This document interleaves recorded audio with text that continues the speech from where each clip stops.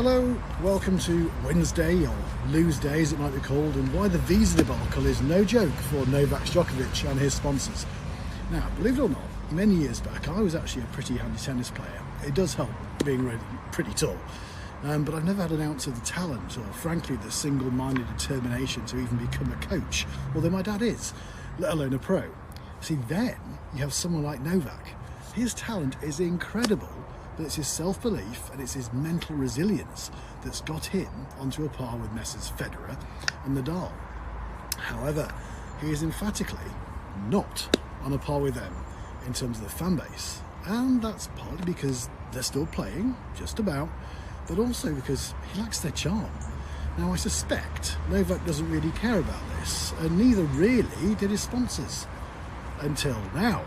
Because whilst Novak is a winning machine and he's likely to eclipse Roger and Rafa, assuming he can get visas to play in the other Grand Slams, he hasn't built up the credit in the bank in terms of his likability. And this applies really to his on-court and off-court antics and demeanour, if you care to research. Now, not many people actively like Cristiano Ronaldo either, but he isn't taking on the authorities of an entire sport and country.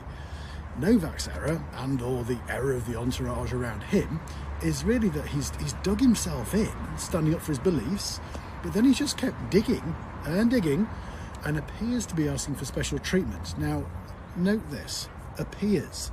Perception is 9/10 of the PR law. Now, whilst one has to admire his focus, which was really never going to be in doubt, you cannot help but wonder about the team that looks after his marketing PR. Right now, his awareness levels are sky high, but his stock is so low in terms of what he wants to actually be known for. The old adage of there's no such thing as bad PR is again proven to be utter BS, because if you are his sponsors, you will be wondering about the potential fallout from this. Now, there will be some for whom the new Novak notoriety will be welcome and will be more than worth a punt, the rebel brands and disruptors seeking to make a mark. However, the more traditional backers may be looking closely at their contracts now and over the coming weeks. Among his lucrative sponsorship deals are the luxury watchmaker Hublot, Lacoste, the racket giant Head, I have one here and four in here, and deals with Asics, Peugeot and many more. Speaking of French brands, next up for Novak in his quest to eclipse Roger and Rafa is the French Open, the title he holds. However, as we speak, the French government has ruled that all athletes will have to be vaccinated in order to attend and compete in sporting events in France. Who knows what the US Open and Wimbledon might be thinking. Tricky times for this incredible player. Right now, well, he's a set down, but there's not a lot of love on the court.